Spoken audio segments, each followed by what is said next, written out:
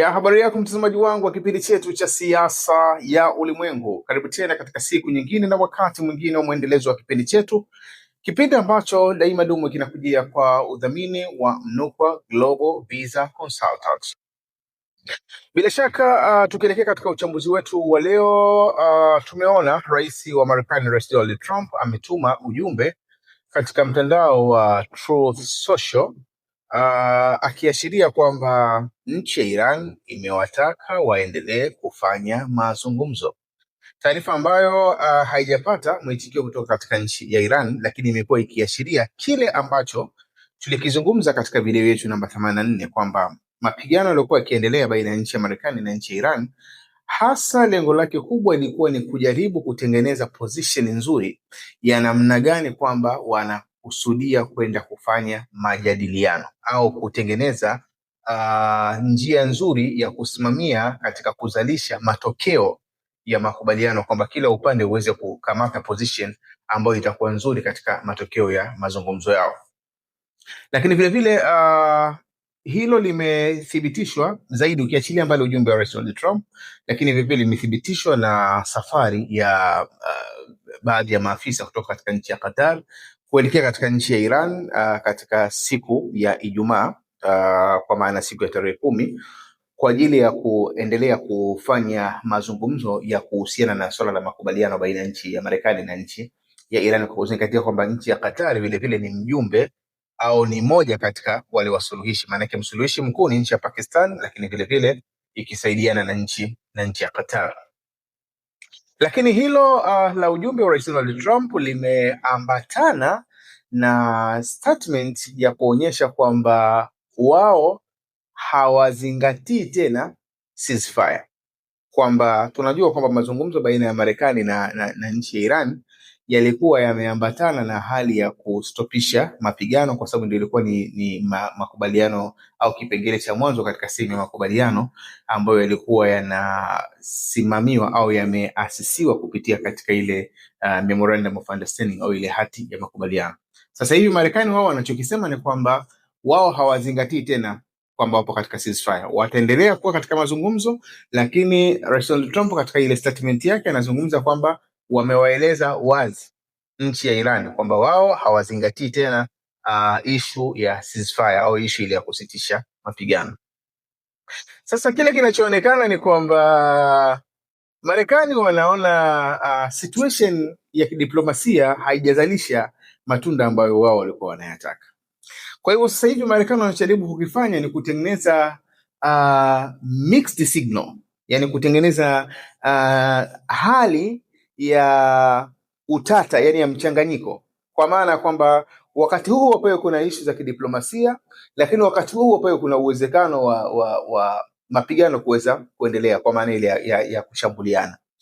Hii maana yake ni Marekani inajaribu tena kutengeneza shepu nyingine ya namna gani inaweza influence au ikawa na ushawishi katika sehemu ya mazungumzo yao pamoja na nchi ya Iran. Hili ni jambo la kwanza. Lakini jambo la pili, wanachohitaji kukifanya Marekani sasa hivi ni kudominate yale mazungumzo, yani yale mazungumzo yakae katika terms ambao wao wanazitaka, na ndio maana wakati huo huo ina maana wanaruhusu diplomasia iweze kufanywa kazi, lakini wakati huo huo wanaweka tena uwezekano wa kuingia katika mapigano. Ina maana mazingira yanayotengenezwa na Marekani ni kuifanya Iran iweze kutazama kipi ni bora katika vitu viwili, ni mazingira ya amani au ni mazingira ya kwenda katika vita.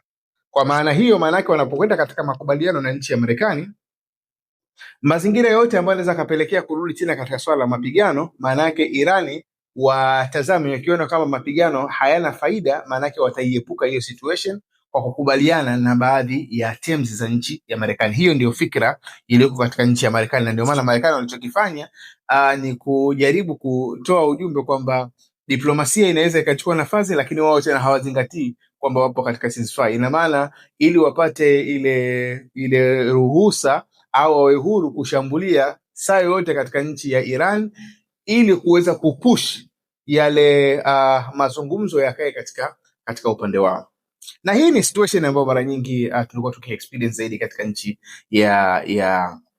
ya Israel, ambao wao moja katika sera yao ni kwamba negotiation with power, maana yake mta negotiate, mtaingia katika majadiliano, lakini vile vile na nguvu itatumika kwenye kuforce hayo majadiliano. Hiyo tumekuwa tukiona katika upande wa kule Gaza, lakini vile vile hata inapoingia katika negotiation labda na upande kama kwa Lebanon na mfano wake, imekuwa ikiendelea kufanya hayo mashambulizi ili kuhakikisha kwamba wanakuwa na influence katika ile sehemu ya ushawishi.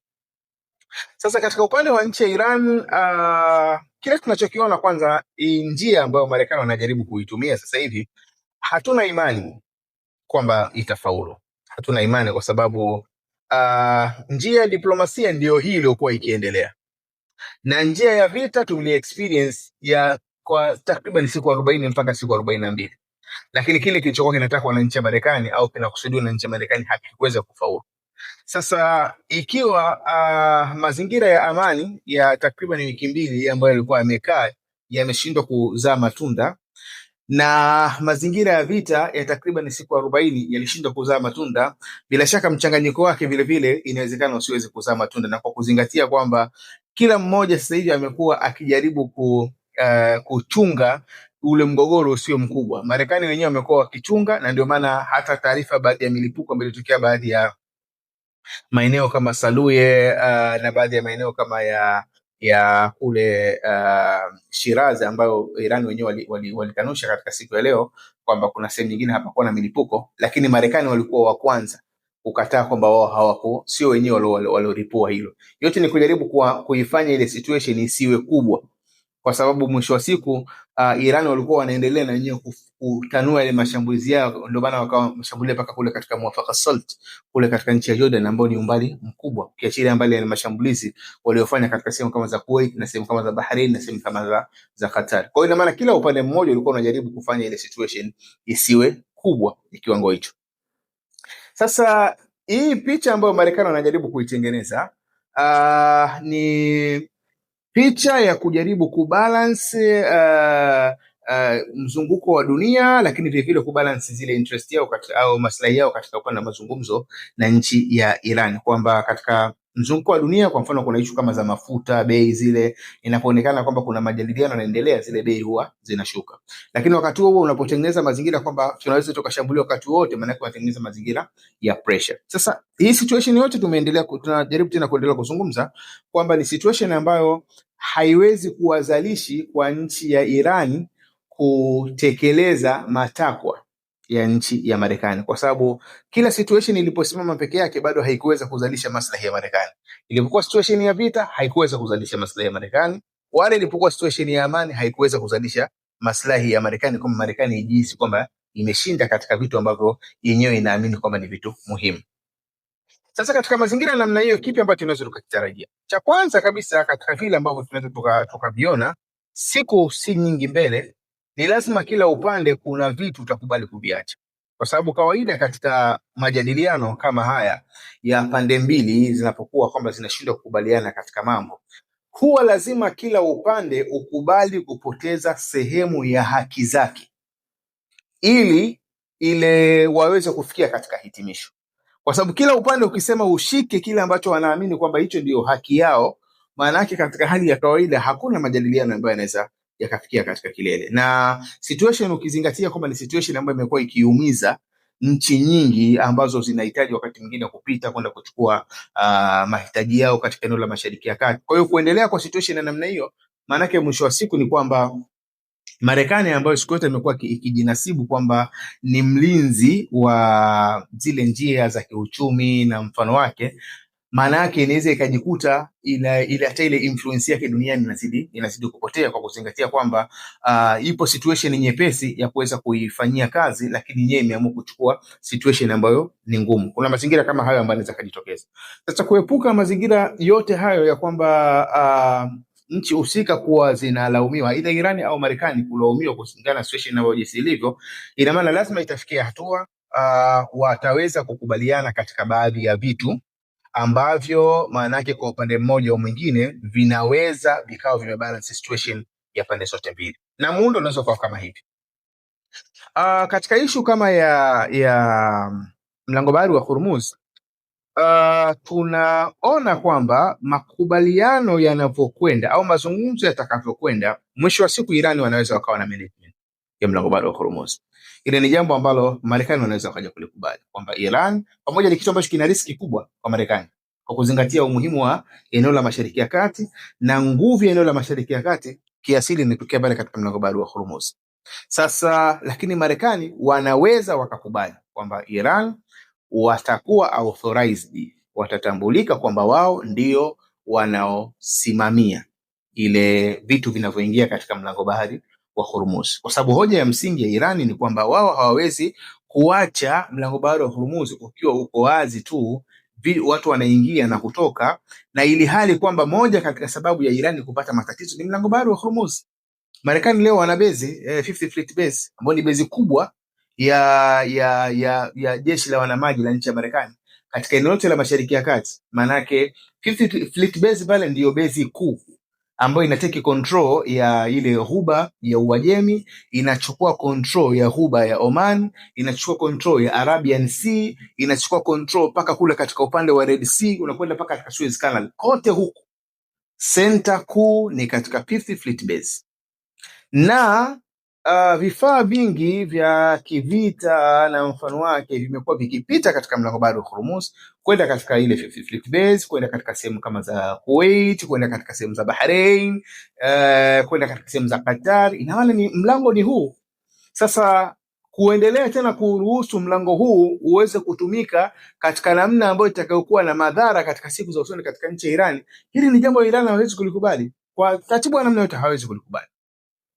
Kwa hivyo management ya mlango bahari wa Hormuz inaweza ikabaki katika nchi ya Iran, lakini Iran anaweza akalazimika kuondoa terms zake, ikiwemo terms za kutaka kuchaji pesa, hizo pesa kama za mazingira, pesa kama za usalama, kwa kuzingatia hoja kama ya usalama. Hasa tunazungumzia kwa mfano ishu kama ya vile vilipuzi ambao vinapatikana katika bahari, lakini waliotega ni nchi ya Iran. Iran wao ndio walitega vile vilipuzi, na walitega purposely kabisa, yani kwa malengo kabisa, kwamba tunatega hivi kwa kuzingatia kwamba hakuna meli itakayoweza kupita ile kwa maelekezo kutoka katika nchi ya Iran. Kwa hivyo katika mazingira namna hiyo, Iran anaweza akabaki ana control ya mlango bahari wa Hormuz, anajulikana yuko authorized kabisa kwamba ana mamlaka ya usimamizi wa mlango bahari wa Hormuz, lakini kwa sharti kwamba hatomchaji mtu pesa. Wanaweza wakakubaliana katika muundo huo, lakini hili litaambatanishwa ili Irani asichaji pesa. Maana yake Marekani anaweza akalazimika kugarantii kwamba ameondoa zile sanction na hataongeza, kwa sababu issue ya sanction au issue ya vikwazo jinsi ilivyo sasa hivi, kwa sababu Iran wana experience kwamba katika makubaliano ya Joint Comprehensive Plan of Action kwamba walikubaliana kwenye mwaka 2015 kipindi cha Rais Barack Obama, walikubaliana kuhusiana na swala ya nuclear program ya nchi ya Iran, kwamba Iran wanaweza wakafanya urutubishaji wa asilimia takriban kama asilimia 3.65 kama 3 takriban. Walikubaliana kwamba watakuwa wakiendelea kufanya ule urutubishaji wao, lakini kile walichokuwa wamekubaliana ni kwamba kuna baadhi ya relief au ile nafuu ya vikwazo itakayopewa katika nchi ya Iran. Kwa hiyo Iran iliambiwa kwamba isivuki katika asilimia hizo takriban kama asilimia 3.67 actually. Asilimia kama 3.67 wasivuke hapo, lakini vile vile wakapewa nafuu ya sehemu ya vikwazo. Lakini baada tu ya kufungwa kwa yale makubaliano, baadaye Marekani walikuja kuongeza vikwazo vingine, hata kama havikuwa vile ambavyo walikuwa wamekubaliana mwanzo, lakini walikuwa wana uhuru wa kuongeza vikwazo vingine.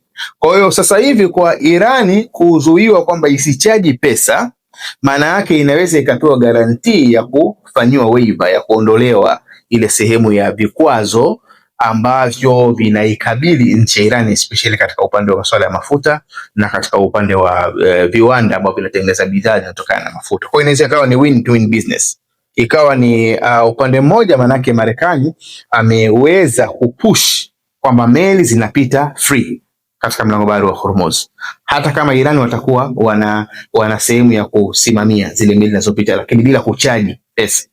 Sasa katika hii situation ya wao kuto kuchaji pesa, manake Marekani katika kubalance wanaweza wakakubali kuondoa sehemu ya vikwazo. Ndio muundo actually unaweza ukakaa katika situation ya namna hiyo, kwa sababu lazima wakubaliane. Yani waende watakavyokwenda, lakini mwisho wa siku ni lazima wakubaliane ili situation ya mlango bahari wa Hormuz iweze kutulia, kwa sababu hilo ndio tatizo kubwa la nchi ya Marekani. Lakini katika nchi ya Iran tatizo lao kubwa hasa ni katika upande wa vikwazo. Hilo ni pointi ya kwanza.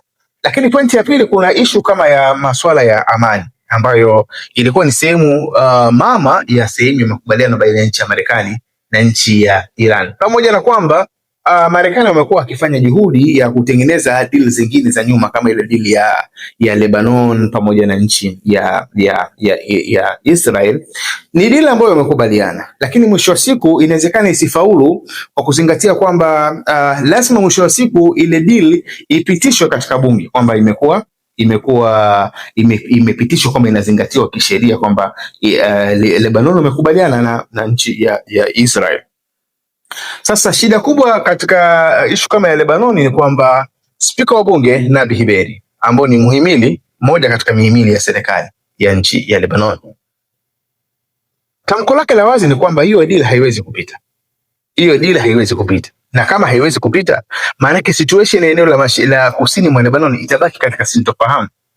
Kwa hivyo katika mazingira namna hiyo, maana yake wanaweza wakakubaliana kwamba sehemu ya Lebanon Hizbullah wanaweza wasirudi, lakini ikatengenezwa mekanizm ya jeshi la Lebanon kuwepo katika upande wa kusini mwa Lebanon, lakini wakati huo pakiwa kuna sehemu ya coordination au muunganiko baina ya Lebanon na nchi kama ya Israel. Hata kama jeshi la Israel halitakuwa pamoja, lakini watakuwa wana access kiasi fulani ya kuweza kumonitor ile situation, kuangalia ile situation, kwa sababu ni issue ya usalama pia wa Israel. Inaweza ikakaa katika muundo wa namna hiyo, kwa kuzingatia kwamba kile tunachojaribu kusisitiza ni kwamba mwisho wa siku, yani ni lazima wakubaliane.